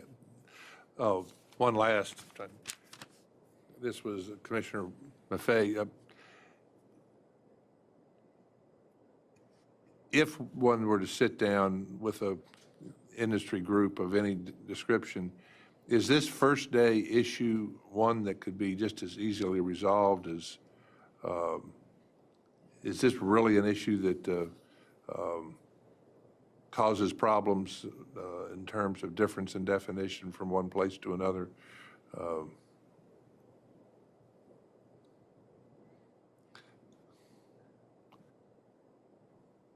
We're all looking at each other as if we don't understand the question. and I certainly don't. The first day of free time running, is it the day of, is this an issue, this differential from one terminal to another as to what is day one of free time? It would strike me that that could fairly easily be addressed if uniformity were the object. I'll let my colleagues speak to this, and I'll let the terminals speak to it, but to go back, my only comment is this. If you want uniformity, it comes at the price of competition. These things are different not because people are trying to make them confusing. They're different because these provisions have been adopted in response to commercial pressures over the years, and that's why you see different provisions in different terminal schedules and different service contracts and different carrier tariffs. So with all of this, I mean, at some point, there's a question of commission authority and telling everybody to do the same thing. But even before you get to that, there's a question of the wisdom of trying to make everything the same. I'll stop there and pass it on to the rest of the panel. I can bring an example. A small port in the East Coast and a large port in the West Coast. The East Coast port may have a rule that, let's say, the free time starts as soon as all the containers for the ship are available. If the West Coast would adopt the same rule with operation on a very large ship that will operate in the terminal for 5-6 days, it would take a long time. In those terminals, those containers need to be evacuated as soon as they are available. So that's why we have different rules in different terminals. I will let the MTO speak, but as well, this depends on how they are organized, if they have grounded operation, mounted operation on chassis or in their equipment. So I would believe that it would impede as well to compete freely. Thank you. That resonated with, I understand that point. Very good. You want to further? Oh, I don't think I have much to add. I mean, certainly standardization wouldn't hurt. It's not a big concern for us, frankly. I think we manage it. Perhaps many of the people yesterday that were testifying might be in a better position to say, is that really a cause for confusion or problems? Because one terminal defines it this way and another terminal defines it that way. But from our standpoint, it's not really a serious problem. Thank you, Mr. Chairman, and thank you for that line of questions. And I do, would, at least in terms of myself as a commissioner, invite any of the people who testified yesterday to let us know whether that is indeed part of the problem. And you know, I can't speak for the chairman, but Mr. Butler, when I'm talking about uniformity of definition, and that would be in order to allow people to know what they're getting. And, you know, fuller information helps markets work. So I'm not talking about something that would reduce competition. I'm talking about something that just makes it clear what people are getting. That's why we're always talking about transparency, not because we don't believe in markets, because we do believe in markets. And my only point, and I'm not trying to be argumentative, but my point is definitions are a sufficiently small part of the overall consideration that I just question whether taking that on, and that's a big lift by itself, given everything you've just heard about, okay, then how are those definitions used? Okay, we all agree what demurrage is. We all agree what detention is. We all agree what per diem is. A couple of points. One is that's just the tip of the iceberg. And then what's the first free day? Mr. Magnani's example about if it's when the ship commences operations or finishes operations. People, for operational reasons and commercial reasons, will differ with respect to that. So you only created certainty with a very small part of the issue, and it's not really the moving part. if Okay, you will. That's all. I understand. You made your point well. Yeah, okay, Mr. Butler, the World Shipping Council, in its written comment, suggested that the Commission lacks the authority to issue the rule proposed in the petition because of the differences between Section 17 of the 1916 Act and Section 10D1. Is it the WSC's position that the Commission also lacked the authority for other regulations it has issued since 1984 under the authority in Section 10D1? Or are your assertions limited to this proposed rule? I'm sure you're familiar with the movie Cool Hand Luke. We have a failure to Good. communicate here. We do not question the authority of the commission to adjudicate or provide guidance on 10D1, okay? A lot of what we talked about in our first set of comments was the difference between an interpretive rule and a legislative rule. And I think there's been some confusion around that. We tried to clear that up in our second set of comments that was provided in response to the petition to supplement the record. So I want to be very clear about this. You do have the authority. There are things, frankly, that the commission has never had the authority to do. For example, there was a lot of discussion yesterday about the level of detention and demurrage charges. And I don't think anyone is seriously asking you to set those levels, but if you look, for example, at Exhibit A of the petition and subsection D, it does invite you to decide what's compensatory, what's penal, and how much you can charge in each box. And if you start down that road, you are going to find yourself in a rate-making activity that the commission really has never had the authority to do. So we just need to be careful about what we're talking about when we talk about authority. Okay, that point's well taken. And you brought up earlier in your testimony that that the lack of fault of shippers is not an appropriate standard, but rather whether a carrier or an MTO has been unreasonable. What if we were to adopt general guidelines simply saying what unreasonable is, given that you and your colleagues are contending that there are no unreasonable practices, certainly no unreasonable practices that are setting a pattern? What would be the harm to you of us doing that? We're just setting forth, again, guidelines, interpretive rule, or statement of policy, if you will. If you're not unreasonable, what would be the harm in us saying it? It depends on what it says, okay? But the problem is, and this comes out very clearly when you look at the relief that is asked for by this petition, and we talked about this a minute ago. They're asking you to set triggers for when carriers and marine terminal operators are going to be told the commission will determine that it is unreasonable if you do X, Y, and Z, or if in this circumstance you charge detention or demurrage.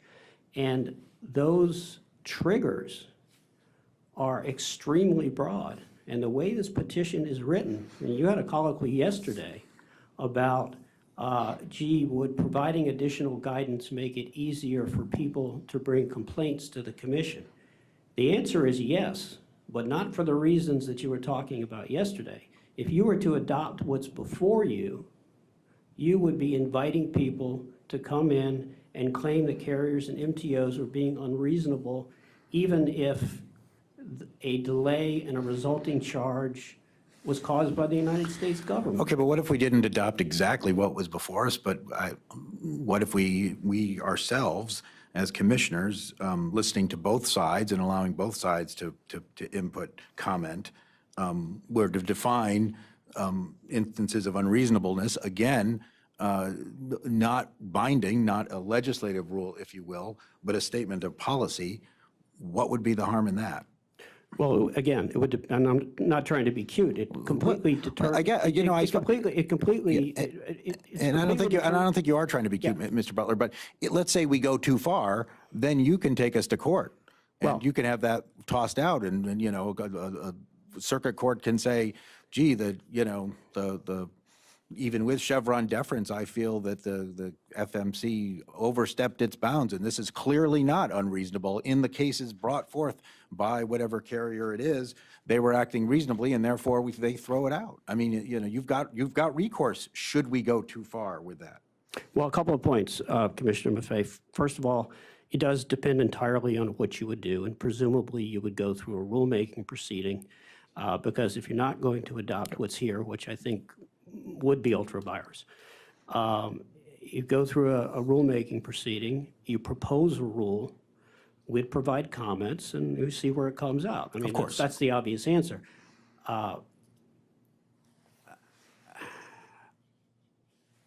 I just think it is important, if you were to consider going down that path, that you do look really hard with your general counsel about the difference between guidance, an interpretive rule, and a substantive rule, because it's not what you call it, it's what it does. And I would just encourage you to think really long and hard about, if you adopt something, how is that actually going to play out in the marketplace, and how is that actually going to play out in a complaint proceeding?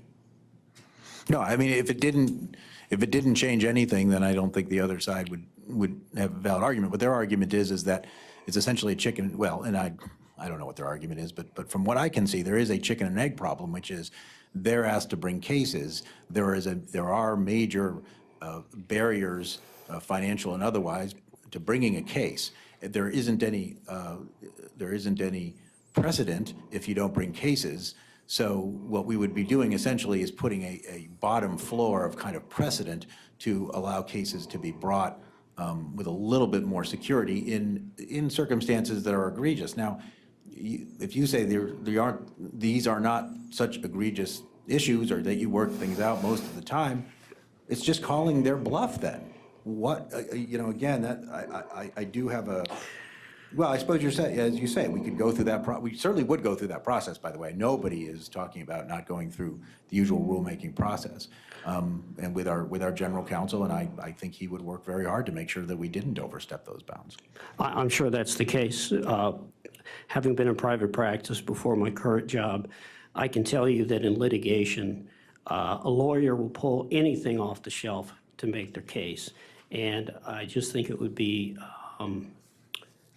naive to think that even if you call something merely guidance, if you get into a level of detail that's actually going to help anybody in terms of knowing what they can and can't do, and that's what we heard yesterday. That's supposedly the point of all this, so that people have a better idea of what they can and can't do. If you get into that level of specificity, you are going to get into a position where you reduce the amount of competition and flexibility in this system. I mean, Yep. that's something you just have to. No, I wrestle with. agree, but I agree. If I may finish that, I frankly think the petitioners have done you, as the commission, a real disservice. They have filed a petition that can't be granted in its current form. And I think they would admit that if you really pushed them. And yesterday, you had people backpedaling and saying, well, look, it doesn't have to be this, just do something. But after a day of questioning yesterday, I didn't hear anybody say, okay, well, maybe this is an overreach, maybe this is too broad, but why don't we do X? Why don't we do Y? There has not been, in my view, a credible solution put forward to you in regulatory language or guidance language that would avoid all these unintended consequences and actually provide some guidance to the market. That's not to say it's impossible, but this is really hard.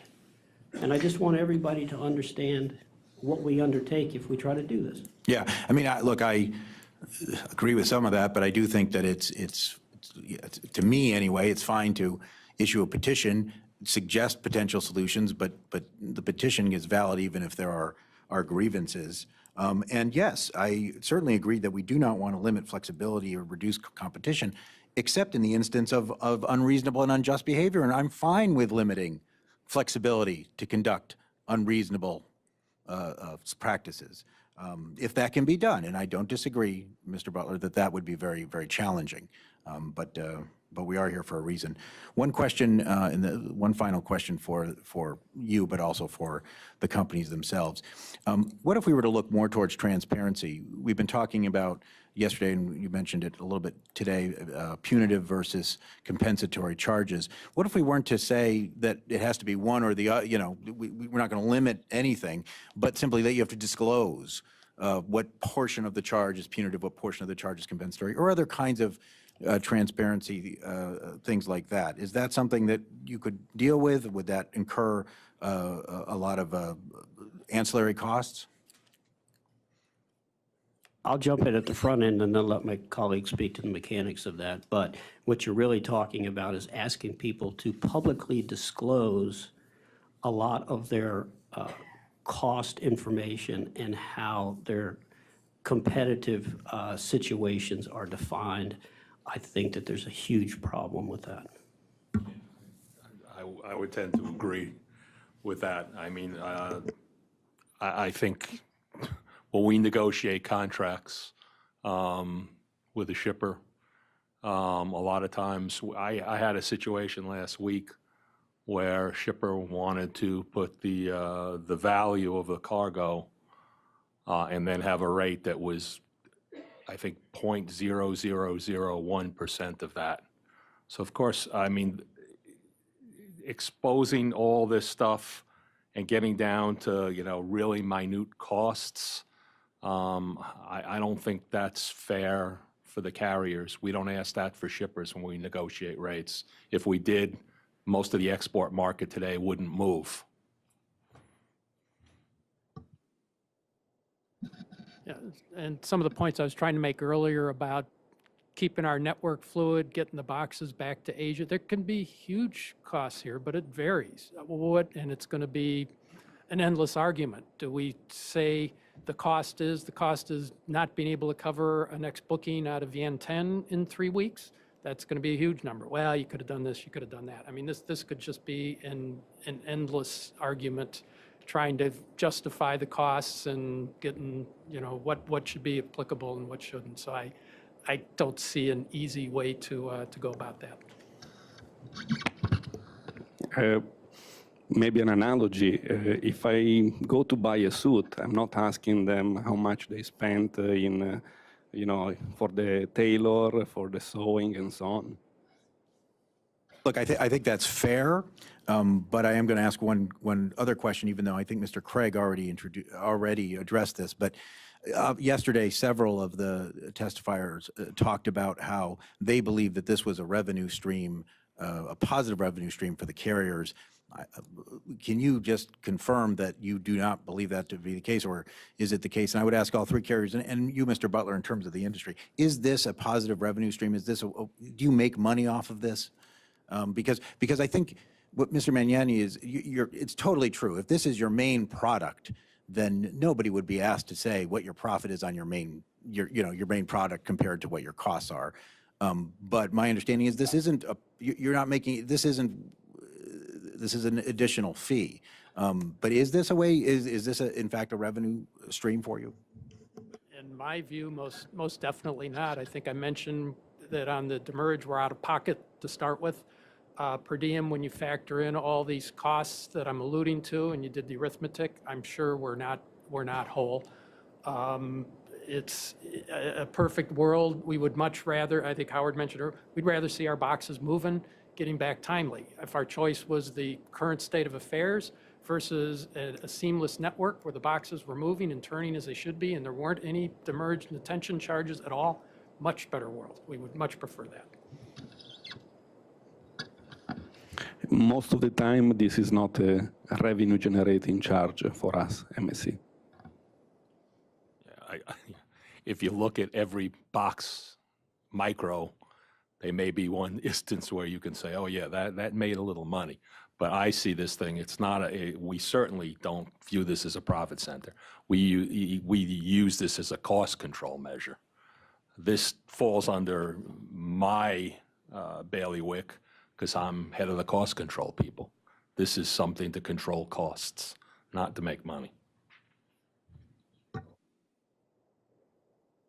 I don't have any figures on the industry as a whole. I mean, those are individual company numbers, and that's where they stay. Commissioner Dye. Yes, and we may have some questions for you for the record, and we'll get those to you promptly. Thank you. Thank you. It's 12:20. If we can, we're ahead of schedule, but let's take an hour and 10 minutes if we can be back at. We're actually scheduled to start at 2 again. But we can start earlier if you'd like. I was going to start at 1:30. Okay. was my point. And people getting out early, I don't think they're going to, anybody complain, raise your hand if you're complaining about getting out early. Okay, the early folks have it, so we'll reconvene at 1:30. Thank you very much.